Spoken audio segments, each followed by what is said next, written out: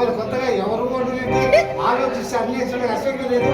అదేం కాదులండి, మీరెప్పుడు ఇలా కళ్ళు మూయలేదు కదా, అందుకే కొంచెం కన్ఫ్యూజ్ అయ్యానండి. ఓహో, అప్పుడు కన్ఫ్యూజ్ అయ్యావు సరే, ఇప్పుడు కన్ఫర్మ్ కదా, అందుకే నేను కూడా కన్ఫర్మ్ అయిపోతున్నాను అనమాట. కన్ఫర్మ్ అయిపోతున్నారా?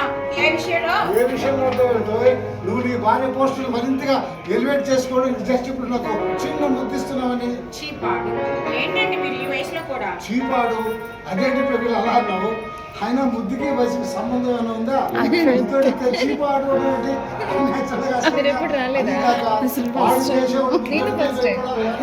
ఇలా తోడుగా ఉన్నట్టే కూడా ఇలాంటప్పుడే చీపాడు అని అనాలి. అవును కదా, ఇప్పుడు నేను కన్ఫ్యూజ్ అయ్యా. అయితే చీపాడు అన్నావు కదా, చీపాడు అన్నావు కదా, ఆ మంచి పాడు పనులు చేసే చేసే చేసే చేసే చేసేయి.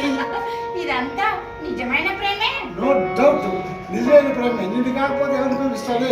పాతికేళ్ల క్రితం నిన్ను ప్రేమించిన పాపానికి నువ్వు మీ అమ్మ నాన్న అన్న తమ్ముడు కాదన్నా ఖాతరు చేయకుండా ఇంట్లోకి వచ్చేసావు, నా జీవితంలోకి వచ్చేసావు, నా లైఫ్లో కూడా వచ్చేసావు. అలాంటి మధురాతి మధురైన రోజుని, అలాంటి అన్ఫర్గెటబుల్ డే